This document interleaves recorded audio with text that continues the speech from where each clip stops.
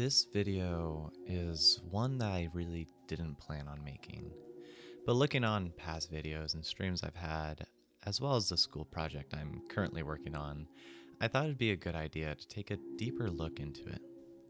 So, for starters, what is memory? Memory is how your brain processes and stores information so you can access it later.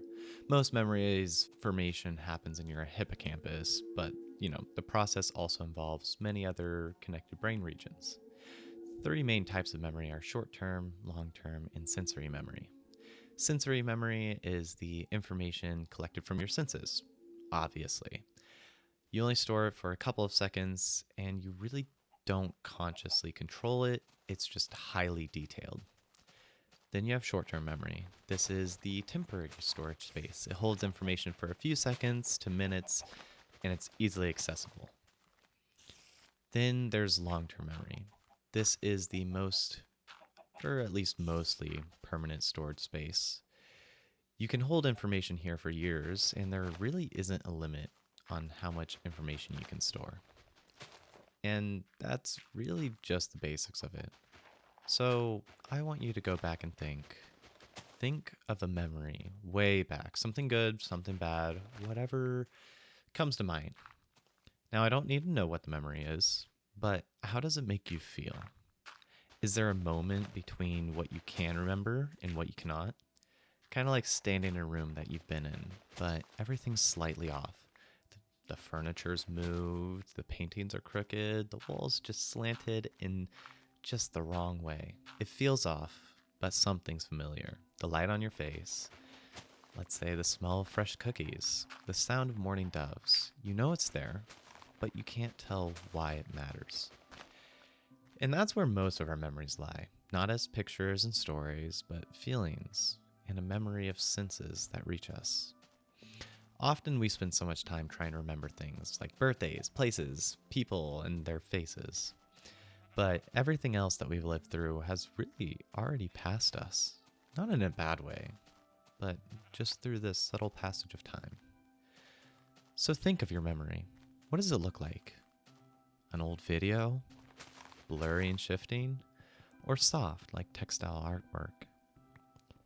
We chase these memories now through devices, photos, videos, and messages, scrolling backwards and trying to pin down a specific moment that we want to keep, but are never able to record the way they felt. At least not the same way the memory of an old picture book does. There's a kind of remembering that only happens through living. When we laugh the way someone we know once laughed. When we use their phrases without noticing. When we sit alone and find peace in the same silence they once shared with us. Forgetting does not erase connection. What once was a face becomes a feeling, and what once was a story becomes a rhythm. And life continues, the work of turning experience into meaning. One day, you'll forget the sound of your own footstep in the place you once called home. You'll forget which window caught the sunrise first.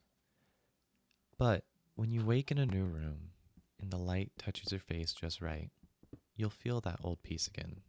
You'll think, I've been here before. And you have.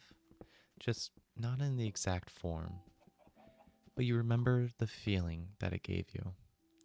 That is the generosity of memory. It loops, it leaks, it lingers. It finds new rooms to live in long after the old ones are gone. And maybe nostalgia isn't just the past calling us back. Maybe it's the present reminding us that we've already known beauty, that the heart can recognize itself in 1,000 different versions of time. So we don't need to fear forgetting. We only need to stay open enough to feel when that echo of memory arrives. Because the moment we recognize it, memory breathes again for a second, perfectly alive.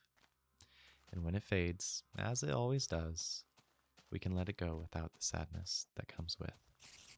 Because forgetting is only the mind's way of making room for what's next. New laughter, new voices, new moments that one day will ache the same way. It's all part of the same rhythm, holding, releasing, remembering, and forgetting again and again. So, if you ever find yourself trying to hold too tightly, breathe. You're not losing the past. You're carrying its shape forward, just a bit lighter and just a little more free.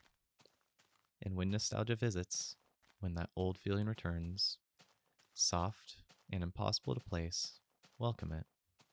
Let it sit beside you for a while. Let it remind you of everything you've been and everyone that's passed through your light.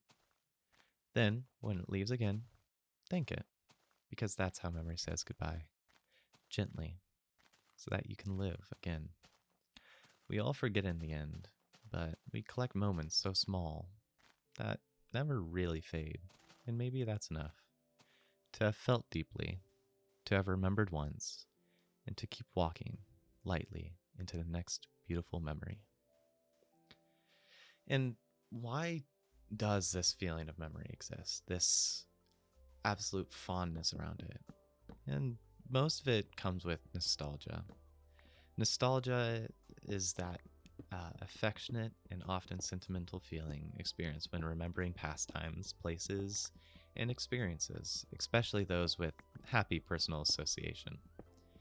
But the key thing about memory is memory isn't reliable at all. For instance, this whole background that you are watching is my memory. And the only reason I can build this in any close relation to what it actually was in the past is not because of the memory or feelings or even long term memory, but honestly, it's because of the repeated behaviors of short term memory.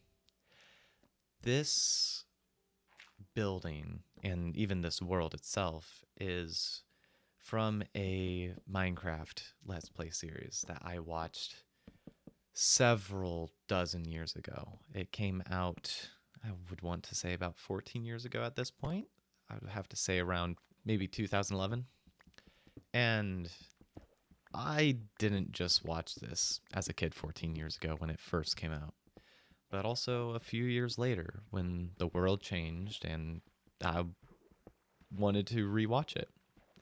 And again, when I lost it and rediscovered it several years later. And the most recent was while going on a trip 2 years ago, and I was feeling nostalgic about it. So I thought I'd give it another go. And even then, I could have made it a 1-to-1 build and watched over it again. But the issue is 2 years is too long to remember. And I didn't want to just break that feeling of memory. So I just remember the feeling it gave. But why is this feeling of nostalgia the same for everyone? At least the feeling of memory. And yes, I do mean everyone. And this cycle of reminiscing on the past is constantly repeated, not just in good light, but also in the bad light. For instance, what would you say is the best genre of music? Now, obviously, this could be a broad audience, so we'll bear with me on this.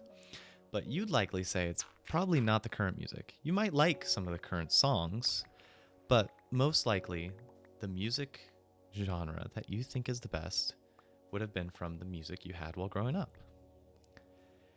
And this is the case for many genres of creative arts.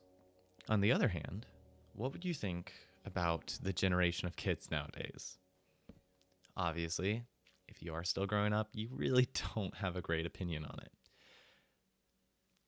But would you say they have it too easy? Are they disrespectful? Are they too well off? Do they need to do more? Do they just whatever? But that's not something just now. This has been repeated for years, decades, maybe centuries even. And that comes with just the progression of time and the advancement of what we have. But while art and music can be considered different for people's tastes, we all were kids once, and we all remember how we were once kids. And there's this memory I have when I was a kid where I was just playing around, not really worried what people thought of me, and not really worried about what would happen the next day. But would you say you've had the same memory? Because this memory isn't mine. This is something I've heard while trying to even research the topic around memory, and it is the almost exact phrase I've heard from at least 3 people that wrote on it.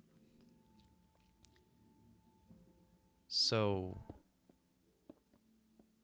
what can be considered real about memory then? And that's for you to figure out.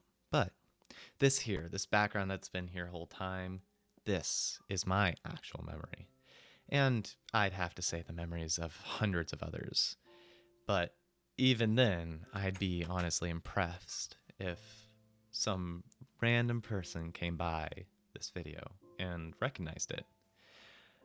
But even still, I didn't really try to go back and recreate anything one for one, and wanted to try to remember it for what I could, even if it was nearly 12 or 13 years ago that I've actually watched this series. And for those who don't know it, there are other memories that you have that are yours.